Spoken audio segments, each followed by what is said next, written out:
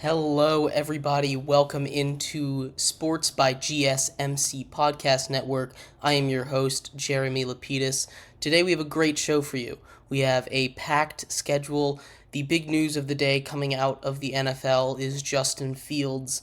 Obviously, the big story of the offseason with the Bears having the number one overall pick again. What the Bears are going to do with him. We'll talk a little bit about that today. We'll also talk about the College Football Playoff Committee voting to expand the playoffs from 4 to 12 teams unanimously. We'll talk about the impact of that, how it's exactly going to work, and what it could look like down the line. We'll also talk about a little bit of MLB expansion. There was an article from Jet Passon that came out today talking about the possibility of MLB expansion. We'll get to that in a little bit. And we will close out the show talking about sports betting. Revenues came in. It was a record-setting year. We'll talk about how big of a deal it is having it more and more popularized. So without further ado, but before we get into it, remember, if you would like to be a part of the show, you can leave a tip by going to streamelements.com/GSMCsportsnetwork/tip. Again, that's streamelements.com/GSMCsportsnetwork/tip. That will leave your message going across the screen, get a part of the show. You can also leave a comment in the YouTube comment section. I have my eyes on that for you. Without further ado, let's get right into our first topic today, which is Justin Fields and the Bears. For the second year in a row, Justin Fields, the Bears have the first overall pick in the NFL draft.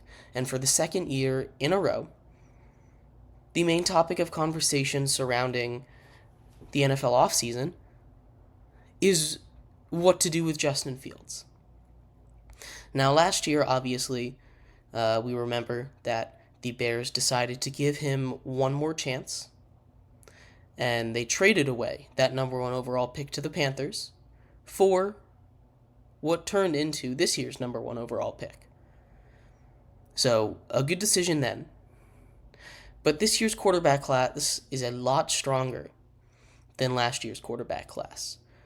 We're talking about Caleb Williams, a guy who is hyped up to be a generational prospect, versus Bryce Young, who seems to be a fine NFL quarterback. You obviously have C.J. Stroud, who went off this last season, but he was not really in conversations to go one overall. So, you have these guys in Caleb Williams and Drake May and Jaden Daniels, a really, really, really nice top class. And the big news today is that Justin Fields is no longer following the Bears on social media. Now, you can take that however you want to take that. You can take that as gospel that it's done, it's over, that there's no shot of him coming back. He unfollowed the Bears on Instagram, it's done. Or you can take it as nothing. And I think there's valid points to both sides of those arguments. You know, you look at one side, obviously, the writing on the wall is there. Anyone that's paying attention to the NFL offseason can see, plain as day, the writing on the wall saying, Justin Fields, you're out of there. And him unfollowing just adds fuel to the fire. On the other hand, it's social media, right? We've seen players do this before. Stephon Diggs comes to mind. He's unfollowed the Bills on multiple occasions, changed his poster in the background, done all these things, gotten everyone in a tizzy. But he's still there, right? And that situation is obviously a little bit different than this one, where in this one, Justin Fields is fighting to stay, presumably. He's fighting to stay as the quarterback for the Chicago Bears. Now, why he unfollowed, we don't know. right? It's just one of those mysteries that we don't know. But also, I'm of the mindset here that it's not that big a deal that he unfollowed, because the writing is on the wall there. You have a generational prospect right there in your laps in Caleb Williams. If the Bears front office are to pass him up for Justin Fields, not to throw any shade at Justin Fields here, but he had a whole year to prove that he was the guy. He had a whole year to do it. And he showed glimpses there around the end of the season, but he didn't do enough. He didn't do enough to justify the Bears front office saying he is our guy, we will pay him like our guy. There's a lot of factors here. First of all, drafting Caleb Williams, it resets the clock on that franchise, right? Instead of having to pay your franchise quarterback their, generational wealth money, like all quarterback contracts are, now that the cap is $250 million. Instead of having to pay him right now or next year, you have 4 years around a guy that is supposed to be an elite quarterback. Now, downside is he's not proven. He's not a proven commodity.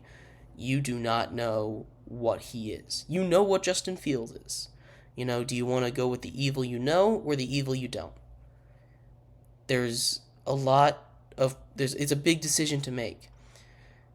But also, if I'm that front office and any of those guys in this draft become what they are hyped up to be, and I stuck with Justin Fields, it's going to be one of those decisions that we look back on in 5 years and laugh. Kind of like Mitch Trubisky famously being taken over Patrick Mahomes and Deshaun Watson. Ryan Leaf. There are examples of these decisions living in infamy, and you don't want that happening again. You don't want that happening when you have the chance to do this, right? As that front office person, as that GM, you put yourself in those shoes. You didn't draft Justin Fields. Do you want to put your career on him? Or do you want to put your career on a guy in Caleb Williams or Drake May, if you like him more, that you scouted, that you chose? So there's a lot of different arguments here. I've heard comparisons all day, all over sports media, likening this to a presidential political race. And I think that's a very apt comparison. You have the Justin Fields party and the Caleb Williams party. And both of them have valid points, but only one of them's gonna win. And right now, it seems as if, at least in my mind, they're leaning towards Caleb Williams. And him unfollowing the Bears is just a sign of that, a symptom of it, not really a catalyst, like a lot of people are overreacting on the internet about, but more like a sign. The other part of it is that I'm not sure if people are understanding, is that it's going to be a trade to get him out of here. So the other part of this social media aspect is everyone saying, oh, he doesn't follow the Bears, but he does follow Bijan Robinson and Kyle Pitts and Drake London. He's going to the Falcons. And that is ridiculous. He doesn't have that power to decide. Now, maybe if he was a free agent, maybe if he was in, let's say, a Kirk Cousins type situation, he gets to choose where he goes. He unfollows the Bears and he follows all these guys on the Falcons. then this is a much different story. Then this is a story that you're looking at and you're saying, oh, maybe this does have some merit behind it. Maybe this does have some legs and we should keep a closer eye on it. But for a guy that's either going to get traded or stay on his team for one more year,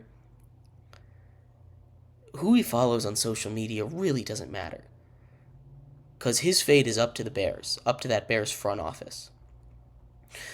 So, for everyone looking for a hint of what the Bears are going to do, as it is the biggest story of the offseason, this is the draft.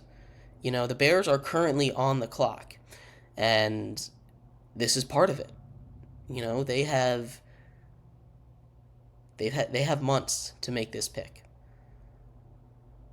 They have months and months. They know they're the number 1 overall pick. They have been on the clock since January.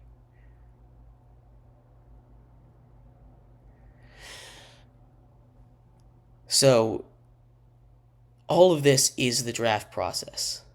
Might seem completely adjacent to it, but it's all part of it as well. So what we do with Justin Fields here, and I'd love to hear your guys' thoughts here on what you would like to see the Bears do with Justin Fields. Because I personally feel very strongly that as good as he is, as good of a talent as he is not good enough to keep over Caleb Williams. Because really anything Justin Fields can do, Caleb Williams can do too. That's my breakdown of watching both of these guys play. You know, Justin Fields might be a little bit better with his legs, but Caleb Williams can run around like Fields can and make those plays at a structure, make those plays behind an awful offensive line like we've seen him do in college all year. Make those plays with his legs. We've seen him be able to do that. It's not something that isn't part of his game. It's not as big a part of his game as Justin Fields, but it's there. He has the ability to do it. On the other hand, we have the arm talent, and it's not to say that Justin Fields doesn't have the arm. He and DJ Moore, if you look at DJ Moore's numbers, which as much as they're his numbers, they're also a part of the quarterback's numbers, he set career highs in everything. Every major receiving stat. He set his own career highs with Justin Fields. So Justin Fields has the ability with the arm, but it's not the same as Caleb Williams. What he has in that arm talent, it's something different. You know, it's something that we don't see a lot. He's a very special arm talent. He's a very special player, and Justin Fields just doesn't clear that bar to not only play, to keep him above him, but to pay him 4 years earlier for a team that the Bears really aren't ready to compete yet. And they know that. They know they're not ready to compete yet, which is why they have this number 1 overall pick, which is why they're going to end up trading Justin Fields. And we look at the compensation here. The compensation here, you're looking at a 2nd or a 3rd round pick. You're not getting it back. He's a special player. You go look at the plays that he's able to make at a structure behind a really not good offensive line at USC, Caleb Williams. You look at what he's able to do behind that. You watch some of his scramble drills behind there, and then the crazy arm angles, making throws 50 yards down the field. It's something that most people can only dream of doing. Talking about Caleb Williams here, but we have it's the biggest decision of the offseason. It's the biggest decision of the draft. So you have to weigh all your options carefully. And you have to make sure that you're getting the best value, what's best for your team. And I just don't think there's enough upside in keeping Justin Fields as opposed to trading him, getting an extra pick, and going with someone like Caleb Williams. If you stick around for our next segment, we will be talking about the college football expansion, what that means for the future of college football, and how exactly it's going to work. We will be right back.